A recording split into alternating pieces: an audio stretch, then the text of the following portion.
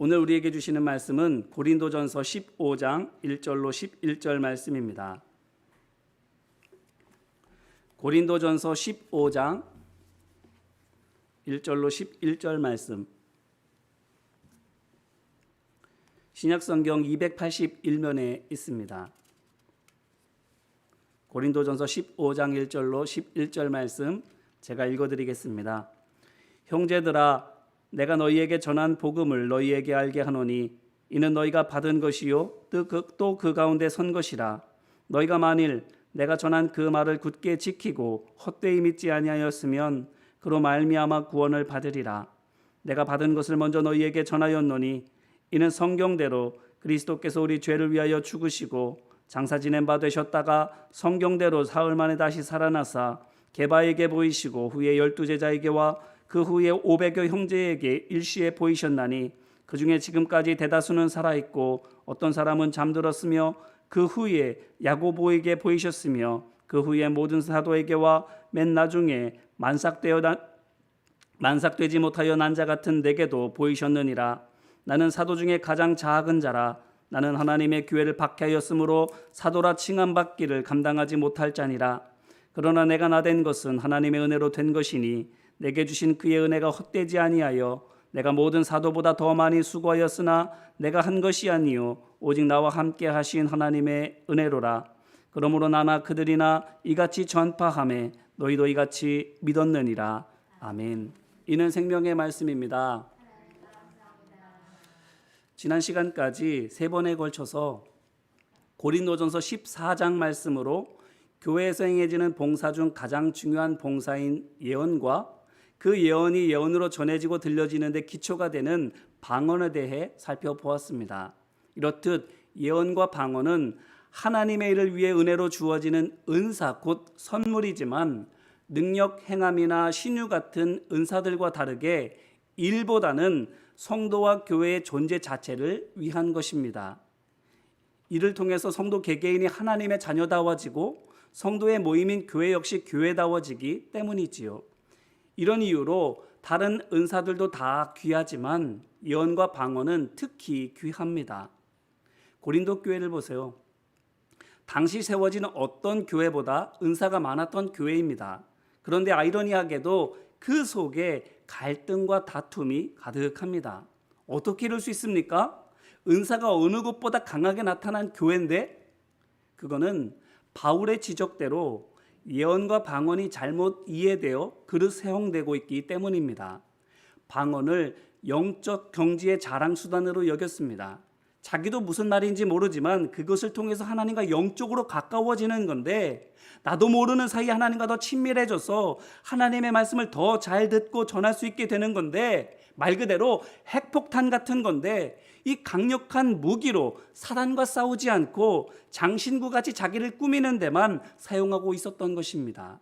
그러니 예언도 잘못될 수밖에 없지요. 당연합니다. 잘못 들었는데 잘 전할 수 없고 잘못 들렸는데 옳게 따를 수 없는 것이지 않습니까? 이것과 딱 맞아떨어지는 예가 아니기는 하지만 참고할 만한 상황이 성경에 있습니다. 한번 찾아볼까요? 사도행전 21장 8절로 14절 말씀입니다. 사도행전 21장 8절로 14절 말씀. 이튿날 떠나 가이사라에 이르러 7 집사 중 하나인 전도자 빌립의 집에 들어가서 머무르니라. 그에게 딸 넷이 있으니 처녀로 예언하는 자라. 여러 날 머물러 있더니 아가보라 하는 한 선지자가 유대로부터 내려와 우리에게 와서 바울의 띠를 가져다가 자기 수족을 잡아매고 말하기를 성령이 말씀하시되 예루살렘에서 유대인들이 이같이 이 띠임자를 결박하여 이방인의 손에 넘겨주리라 하거늘 우리가 그 말을 듣고 그곳 사람들과 더불어 바울에게 예루살렘으로 올라가지 말라 권하니 바울이 대답하되 여러분이 어찌하여 울어 내 마음을 상하게 하느냐. 나는 주 예수의 이름을 위하여 결박당할 뿐 아니라 예루살렘에서 죽을 것도 각오하였노라 하니 그가 권함을 받지 아니하므로 우리가 주의 뜻대로 이루어지이다 하고 그쳤노라. 아멘. 바울이 전부터 기도하면서 로마로 가라는 하나님의 명령을 받았습니다. 그래서 여러 차례 가려고 했지만 상황이 여의치 못해서 가지 못했고 세 번째 전도 여행 말미에 동역자들에게 예루살렘을 거쳐서 로마로 가겠다라고 말하고는 정말 예루살렘을 향해서 출발했습니다. 그런데 반대가 거세요. 특히 오늘 말씀, 제가 읽어드렸던 사도행전 21장 말씀을 보면 본대로 선지자와 예언자들까지 나서서 가지 말라고 합니다. 이 과정을 좀 더 자세히 들여다보면 흥미로워요. 선지자 아가보는 옳게 말했습니다. 그의 말대로 나중에 바울은 예루살렘에서 유대인에게 붙잡혀서 이방인에게 넘겨지기 때문이지요. 아가보가 성령의 음성을 옳게 들었다라는 것을 이것을 통해서 우리는 알 수 있습니다. 문제는 그 다음이에요. 유대인에게 잡혀서 이방인에게 넘겨질 것이라는 이 아가보의 말을 듣고 바울의 동역자들, 전도자 빌립, 그리고 그의 예언자들인 딸 어떻게 합니까? 말립니다. 아가보는 또 그 모습을 보고 어떻게 합니까? 아무것도 하지 않습니다. 예루살렘으로 가지 말라고 말리는 바울의 동역자들과 빌립과 딸들을 말리지 않아요. 자, 이게 무엇을 보여주는 겁니까? 아가보의 경우 잘 듣고 잘 전했는데 그게 문제가 아니라 그 전에 과연 그가 성령께로부터 들은 이것을 가이사라까지 와서 꼭 전해야만 했느냐라는 것이 문제인 것을 보여줍니다. 보세요. 자기 입으로 말합니다. 성령께서 말씀하셨다라고만. 그가 들은 게 뭐예요? 예루살렘에서 바울이 어떻게 될지에 대해서만인 겁니다. 어떻게 됩니까? 바울이 예루살렘에서 유대인에 잡혀 죽는 것이 아닙니다. 유대인에게서는 용케 살아남아도 이방인에게 넘겨져서 결국 그들의 손에 죽는 것도 아닙니다. 그냥 잡히고 넘겨지는 것까지입니다. 이 말인즉슨 고초는 겪을지언정 바울이 예루살렘에서 죽지는 않는다라는 거지요. 아가보가 들은 게 이겁니다. 성령님께로부터. 자, 그러면 그가 어떻게 했어야 했을까요? 어떻게 될지만 알려주셨지 그걸 전하라고 하지는 않으셨으니까 있는 그 자리에서 바울을 위해 기도해야 했습니다. 바울이 살아서 이방인에게 넘겨지는 그 모든 과정에서 사단이 농간을 부려서 바울의 생명이 위험해지지 않기를 위해서 끝까지 바울이 살아서 후에도 그를 통해서 복음이 전해지기를 위해서 바울을 위해 중보 기도해야 되는 거예요. 그러므로 아가보는 유대 땅에서 가이사라까지 올 게 아니었습니다. 와도 굳이 그 말로 바울의 마음을 무겁게 하고 동역자들과 빌립과 딸들을 두렵게 할 게 아니었습니다. 오히려 와야 했다면, 전해야 했다면, 정말 그러고 싶었다면 들려주신 말씀의 뜻을 옳게 깨닫고 바르게 전해줘야만 했습니다. 그래서 그렇지 않아도 불안할 수 있는 바울에게 확신과 용기를 주고 염려하고 있는 이들을 위로해 주면서 그들 역시 그와 함께 기도에 동참할 수 있도록 격려해 주어야만 했습니다. 그런데 듣기는 잘 들어놓고 보여주신 뜻을 분별하지 못해서 오히려 폐가 되고 말았습니다. 바울의 동역자들, 빌립, 딸들도 다르지 않습니다. 그들 역시 기도하는 사람들이었고 말씀을 전하고 가르치는 사람들이었음에도 불구하고 성령께서 주신 말씀의 의미를 분별하지 못하기는 똑같았습니다. 그래서 머릿속으로 그려지는 어두운 미래에 짓눌리고 불안한 감정에 빠져서는 가뜩이나 무거울 바울의 마음을 더 무겁게 만들고 말았습니다. 자, 그런데 이 와중에 바울을 보세요. 선지자가 와서 성령께서 주시는 말씀이라면서 곧 당할 고초에 대해서 말해주고 있고 함께 있는 믿음의 종들도 거기에 합세해서 예루살렘에 올라가지 말라고 뜯어말리고 있는데 바울이 어떻게 합니까? 요지부동입니다.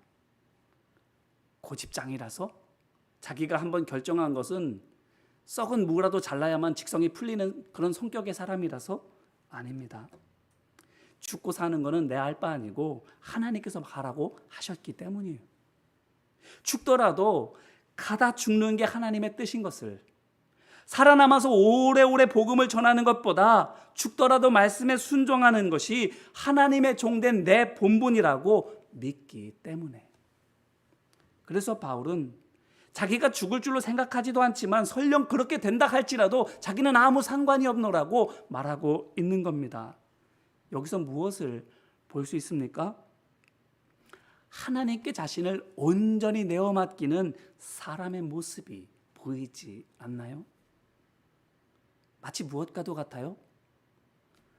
엄마에게 전적으로 의지하는 아기. 부모와의 신뢰관계가 완벽하게 형성되고 자라는 과정 속에서 인격적인 사랑으로 올곧게 자란 사람의 모습 보여지지 않는가요? 그러니 흔들림이 없는 겁니다. 머리로 계산되는 나쁜 상황에 흔들리지 않습니다. 사랑하는 사람들의 간절한 감정적인 호소에도 흔들리지 않습니다. 이게 방언, 곧 하나님과의 영적인 교제를 통해 하나님과의 관계가 튼튼하게 세워지고 또 복음을 통해서 기준이 분명하게 정립된 사람의 모습입니다. 바울이 이런 사람입니다. 반면에 신뢰관계가 약하면 사람들의 말, 자신의 감정에 설득됩니다. 복음, 곧 예수 그리스도께서 우리의 생각과 삶의 기준이 되지 못해도 눈에 보이거나 머리로 그려지는 상황과 환경에 흔들리게 됩니다. 그래서 아가보처럼 잘 듣고도 잘못 전하고 바울의 동역자들과 빌립과 딸들처럼 잘 몰라서 잘못 행하게 되는 겁니다. 이들도 이렇다면 고린도 교회 성도들은 오죽할까요? 정말 매일매일 기도하고 매일매일 하나님의 말씀을 상고하며 그 말씀대로 살아가기를 힘쓰는 사람들조차도 이와 같이 실수할 수 있다면 고린도 교회 성도들은 오죽하느냐라는 겁니다. 잘못 들으니 당연히 잘못 전하고 잘못 알고 있으니 자연히 잘못할 수밖에 없는 겁니다. 그 교회에 파가 여러 갈래로 나누어지는 거, 신분과 재산으로 사람을 차별하는 거, 서로 미워하고 견제하는 거 다 이래서 그런 겁니다. 다른 데 원인이 있는 게 아닌 거예요.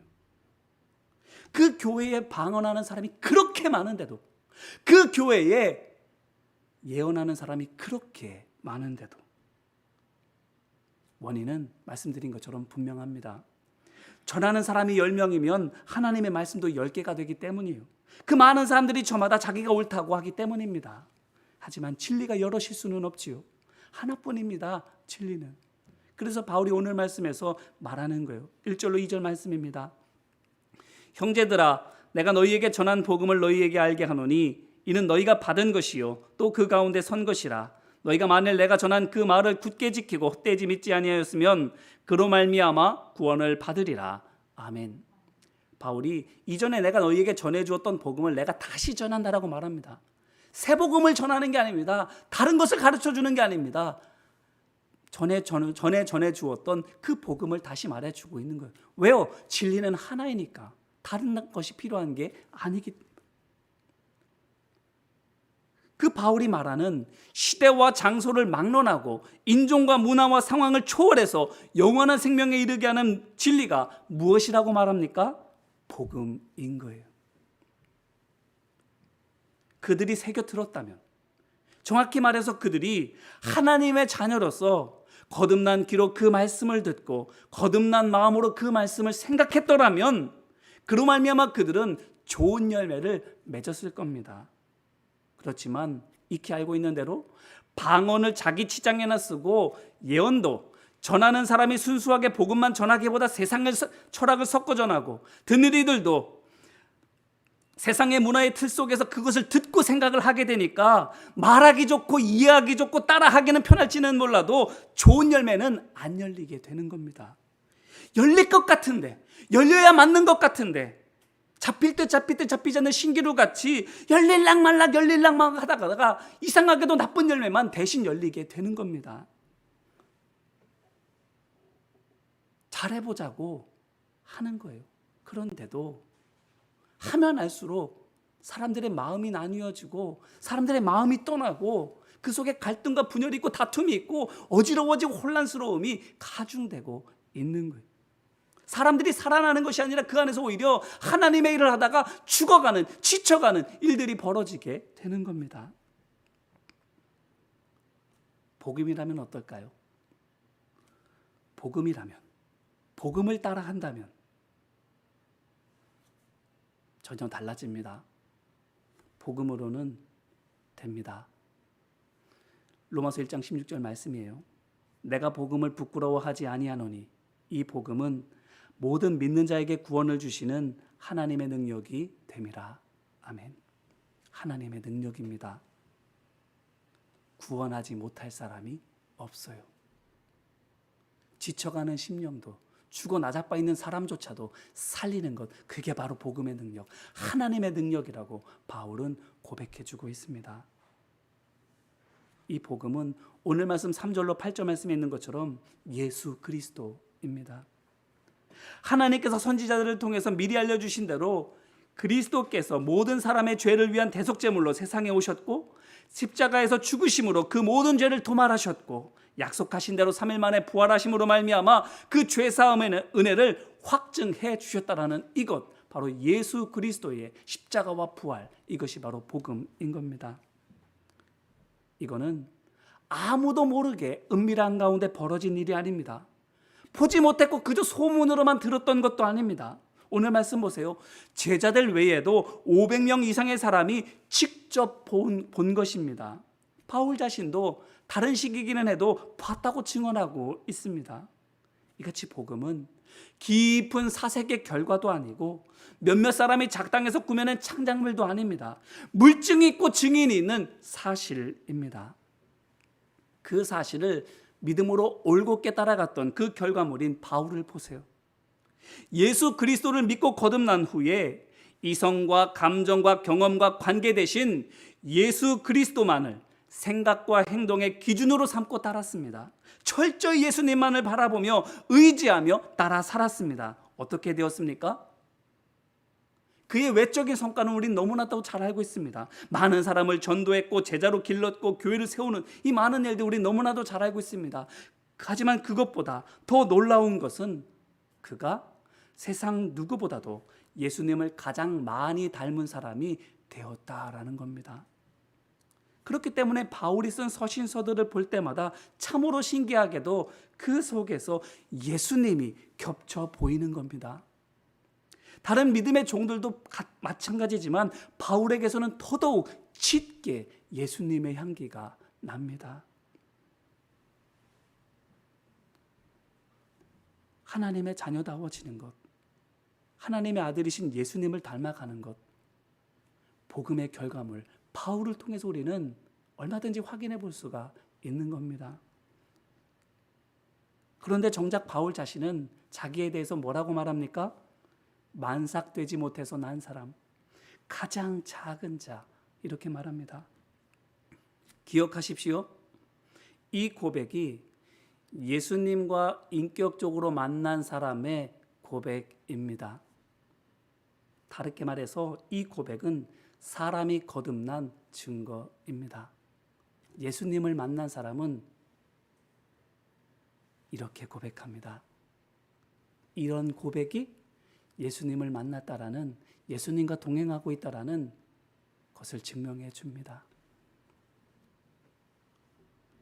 예수님을 만나면, 예수님과 동행하고 있으면 늘 이렇게 고백합니다.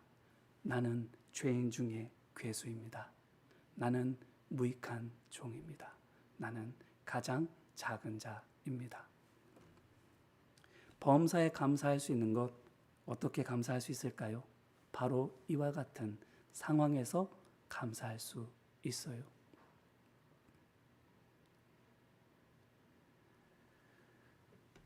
내가 죄인 중에 괴수인 것을 믿을 때, 고백할 때 다른 사람들을 얼마든지 용서할 수 있습니다.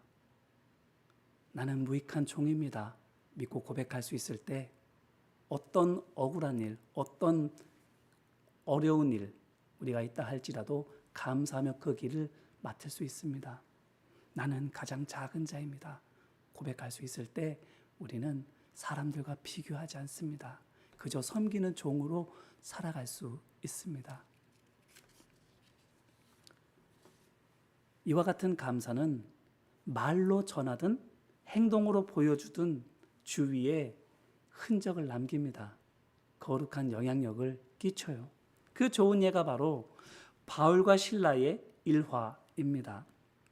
사도행전 16장 16절로 40절 말씀에 바울과 실라가 빌립보에서 겪은 사건이 나옵니다. 이런 거예요. 귀신 들린 불쌍한 여인을 구해주려고 했는데 그 주인에게 고발을 당해서 바울과 실라가 흠씬 매를 두들겨 맞고는 옥에 갇혀버립니다. 그런데도 그 두 사람이 어떻게 하지요? 감옥 속에서 하나님께 기도하고 찬송합니다. 25절 말씀을 보면 그 소리를 죄수들이 듣고 있었다 이렇게 말합니다. 그런데 흥미롭게도 듣고 있었다라고 하는 이 단어 에페쿠른토라는 헬라어 단어인데 신약 성경 중 여기 한 곳만 나와요. 들었다라는 말. 성경에 얼마나 많이 나오는데 들었다라는 이 말을 여기서만 쓰고 있다라는 거 참 신기하지 않나요? 이게 뭘 우리에게 말해주고 있는 거예요? 죄수들이 정말 귀 기울여 듣고 있었다는 거예요. 이렇게 귀 기울여 듣고 있었던 적이 성경 어디에도 없었음을 보여주고 있는 거예요. 새로 들어온 하도 많이 맞아서 성한 데가 한 군데도 없는 죄수 2명이 뭐가 그렇게 기쁘고 감사한지 하늘을 향해서 기도하고 손을 서로 맞잡고 찬송하고 있는 것을 죄수들이 귀 기울여 듣고 있습니다. 그때 무슨 일이 벌어지지요? 갑자기 큰 지진이 나더니 옥문이 다 열리고 죄수들을 메고 있었던 모든 것들이 다 풀어집니다. 할렐루야! 그런데 더 놀라운 건 28절 말씀을 보니까 죄수들이 다 도망쳤다고 생각하고 자결하려는 간수를 향해서 바울이 내 몸을 상하지 말라 우리가 다 여기 있노라 이렇게 말합니다. 무슨 말이에요? 바울과 실라만 안 도망친 게 아니라 나머지 죄수들도 다 안 도망쳤다라는 거예요. 절호의 탈주 기회가 왔는데도 한 명도 나가지 않은 거예요. 이게 무엇을 보여주는 겁니까? 바울과 실라가 고난 속에서도 진심으로 하나님 앞에 감사하자 그들의 찬송과 기도를 듣는 죄수들도 어떻게 되었다? 순한 양같이 되었더라라는 겁니다. 전 같았으면 평상시였으면 뒤도 돌아보지 않고 뛰쳐나갔을 겁니다. 이 상황에 나가지 않는 사람을 향해서 오히려 저런 바보라고 조롱했을 겁니다. 그런데 바울과 실라의 기도와 찬송 소리에 그들의 죽었던 양심이 살아나게 되자 그 바보 같은 짓을 그들이 기꺼이 감사하게 하고 있는 거예요. 다시 오늘 말씀으로 돌아와서 생각해 보세요. 11절 말씀을 보니까 바울이 말합니다. 그러므로 나나 그들이나 이같이 전파하며 너희도 이같이 믿었느니라. 고린도 교회 성도들도 전에 이렇게 믿었던 때가 있었다라는 겁니다. 양심이 살아있었던 때가, 눈앞의 이익보다 믿음 안에서 기꺼이 손해보는 때가, 피 한 방울 섞이지 않았고 개그맨의 빈부의 격차가 큼에도 불구하고 조건 없이 사랑했던 그때가 있었다라는 거예요.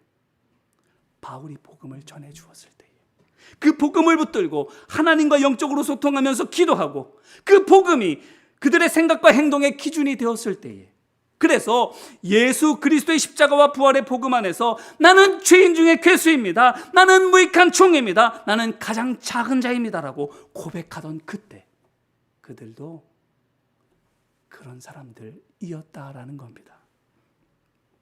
그런데 언제부터 이렇게 바뀐 건가요? 베드로가 예수님에게서 눈을 떼자마자 물속에 빠져들어갔던 것처럼 그들 역시 그들의 시선을 예수님에게서 다른 데로 돌렸을 때였을 겁니다. 우리의 눈이, 우리의 마음이, 우리의 귀가 예수님, 복음에게서 떨어지면 당장 나타나는 것이 기도가 혼탁하게 됩니다. 말씀도 혼잡하게 됩니다. 그러면 그럴수록 나 나름대로는 복음을 전하는 건데 나 나름대로 좋은 마음으로 선한 마음으로 행하는 건데 선이 도리어 악이 되고 호의가 도리어 남에게 폐를 끼치는 일이 되고 사랑하자 끌어안는 것이 오히려 고슴도치가 끌어안는 것처럼 다른 사람을 찌르는 일들이 되어버리고 마는 거예요. 그러므로 복음입니다. 우리가 진정 우리 될 수 있는 것은 복음입니다. 진정한 우리 자신이 되게 하기 위해서 주님께서 십자가에 달려 돌아가셨고 부활을 통해서 그분의 죽으심이, 그분의 구원하심이 온전하다는 것을 모든 사람 앞에 증명해 보이셨잖아요. 그 복음을 믿는 자마다, 그 복음을 붙들고 삶의 기준으로 삼아서 그 복음 따라가는 자들마다 바울을 통해서 우리가 봄과 같이 주님 닮아가는 은혜의 역사가 일어나게 되는 거예요. 바울과 실라가 했던 것처럼 그와 같은 믿음의 사람을 통해서 주위에 거룩한 영향력이 끼쳐지게 되는 거예요.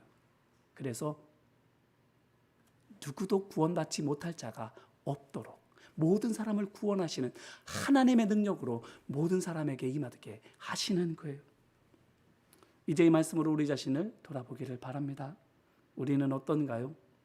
거듭난 생각, 거듭난 감정, 거듭난 양심, 거듭난 인격이 있었던 때가 있을 텐데 고린도 교회 성도들 같이 달라져 있지는 않은가요?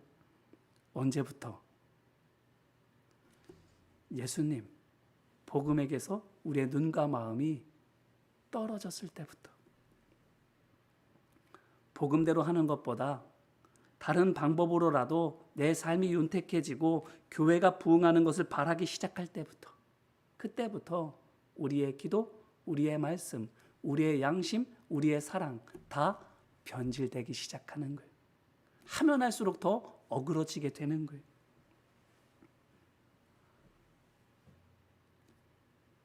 그와 같을 때 우리는 더 이상 나는 죄인 중에 괴수가 아닙니다. 나는 무익한 종이 아닙니다. 제가 하고 있는 일이 얼마나 많은데요. 나는 작은 자가 아닙니다. 나는 이것도 했고 저것도 했고 이렇게 큰 자입니다. 라고 스스로를 드높이고 자랑하는 자가 되는 거예요.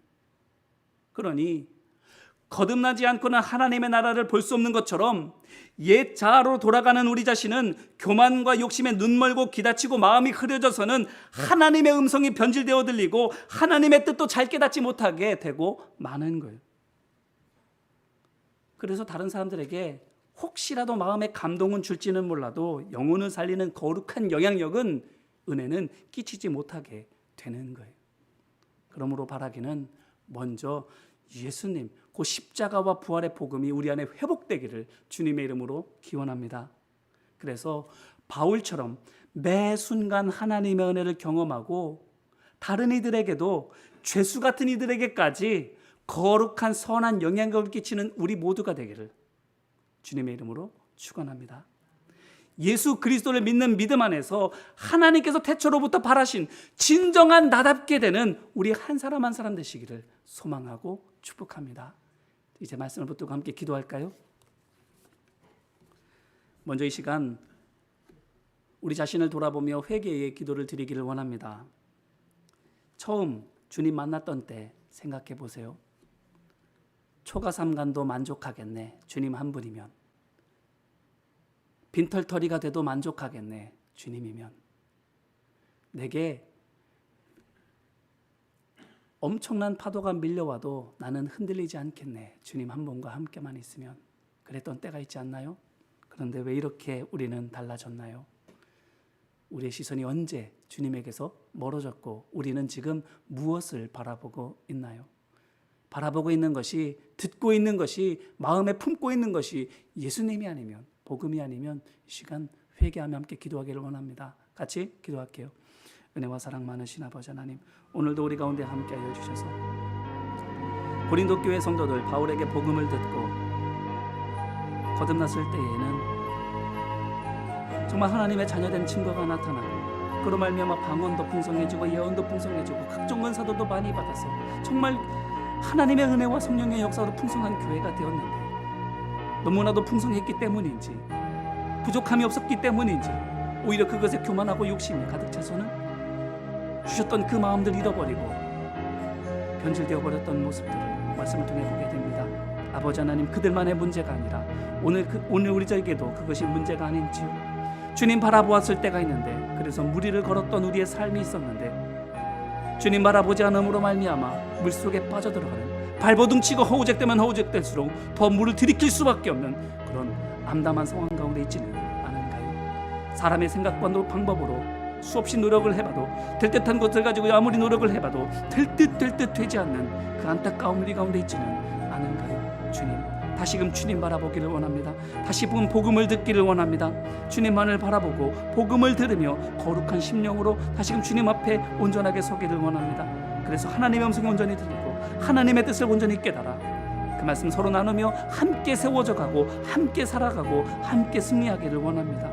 아버지 하나님, 회개하며 주님 앞에 기도하오니 믿음의 눈을 다른 데로 돌렸던 것들 주님 불쌍히 여겨주시고 우리의 눈이 다시금 주님께로 향할 수 있도록 주님 역사하여 주옵소서. 우리의 마음이 다시금 주님의 복음을 마음에 품을 수 있도록 아버지 하나님, 우리의 마음을 주장하여 주옵소서. 도우시고 인도하여 주옵소서. 이어서 간구하며 기도하기를 원합니다. 우리가 정말로 간구하며 기도해야 될 것 무엇일까요? 남편의 건강, 직장의 우리의 자녀들을 위해서도 기도해야 되겠지만 무엇보다도 우리 자신이 거듭난 하나님의 사람 되기를 위해서 간구해야 할 줄로 믿습니다. 내가 거듭난 하나님의 사람이 되면 이를 통해 거룩한 하나님의 능력이 나타납니다. 내가 맑은 물이 되어 높은 곳에 세워지게 되면 그 우리 자신을 통해서 맑은 물이 아래로 흘러가게 됩니다. 그러니 다른 무엇보다도 이 시간 우리 자신이 거듭난 하나님의 사람 돼서 거듭난 눈으로 보고 거듭난 귀로 듣고 거듭난 마음으로 생각하고 거듭난 삶으로 살아갈 수 있기를 이 시간 간구하며 함께 기도하겠습니다. 은혜와 사랑 많으신 아버지 하나님, 이 시간 간구하며 기도하기를 거듭난 그때를 다시금 회복할 수 있기를 기도합니다. 하나님, 예수 그리스도 안에서 그 십자가 안에서 우리는 다시 살아났습니다. 그 다시 살아난 그때를 기억하게 하여 주옵시고 처음 사랑, 처음 믿음 우리 안에 온전히 회복되어질 수 있도록 아버지 하나님 도와 주옵소서. 진정 나답게 되는 것, 다른 것으로 되는 것이 아닌 예수 그리스도 안에 있을 때에만 진정한 나답게 될 수 있습니다. 하나님의 자녀답게 되어질 수 있습니다. 아버지 하나님, 우리 자신이 거룩한 아버지 되어져서 우리의 자녀들을 거룩한 자녀들로 양육할 수 있게 하옵소서. 거룩한 어머니가 되어져서 교회 모든 사역들, 우리가 행하는 모든 일들, 만나는 모든 사람들 하나님의 구원 역사를 맛볼 수 있게 해주기를 원합니다. 아버지 하나님, 거룩한 하나님의 자녀로 다시금 세워질 수 있도록 아버지 하나님 함께 하시고 인도하여 주옵소서. 마지막으로 결단의 기도를 드리기를 원합니다. 우리가 무엇을 결단해야 될까요? 주님만을 바라보겠습니다. 다른 데 귀 기울이지 않고 복음에만 귀 기울이겠습니다. 이 시간 결단하며 함께 기도하겠습니다. 은혜와 사랑 많으신 아버지 하나님, 우리의 눈 주님만을 바라보기를 원합니다. 다른 모든 것에는 눈멀게 하여 주시고 오직 주님만이 보여지게 하여 주옵소서. 십자가를 장신구로만 달고 있는 것이 아니라 내 눈에만 오직 십자가만이 보여지기를 원합니다. 십자가만을 귀하게 내 손에 붙들기를 원합니다. 뿐만 아니라 내 귀가 오직 주님의 말씀만 듣기를 원합니다. 세상의 다른 모든 것들에는 귀를 닫아버리고 오직 주님의 말씀에만 귀를 열게 하여 주옵소서. 바울의 고백과 같이 악한 데는 어리석게 하여 주시옵시고 선한 데에는 하나님의 것에는 거룩한 것에만 지혜롭게 하여 주옵소서. 세상의 지혜, 세상의 지식에는 우리가 무식하다 할지라도 하나님의 말씀에는 유식하게 하여 주시옵시고 하나님의 뜻을 깨닫는 데에는 우리가 학자와 같이 되어지게 하여 주셔서 하나님의 말씀으로 말미암아 거룩한 영향력을 끼치는 우리 한 사람 한 사람 되어질 수 있도록 아버지 하나님 함께 하시고 인도하여 주옵소서. 은혜와 사랑 많으신 아버지 하나님 감사합니다. 그랬던 적이 있었는데 내가 왕년에는 우리의 입버릇처럼 달고 있는 말은 아닌지요. 왕년에 경험했던 그 하나님의 은혜, 왕년에 살았던 그 믿음의 삶 다시금 회복되어지기를 원합니다. 다시금 진정한 우리 자신이 되어가는 그 믿음의 길 걸어가게 하여 주옵시고 그 길 위에서 늘 하나님의 함께하심, 역사하심 맛보게 하여 주옵소서. 바울을 통해서 우리는 용기를 얻습니다. 그의 걸어갔던 삶의 발자취를 바라보며 우리도 바울의 뒤를 따라가게 하시고 그러므로 말미암아 우리도 예수 그리스도를 닮아가는 하나님의 종들 되어지게 하여 주옵소서. 도우시고 역사하심을 믿고 간절히 바라며 예수님 이름으로 기도드립니다. 아멘. 간단히 교회 소식을 전해드리면 오늘과 다음 주 수요일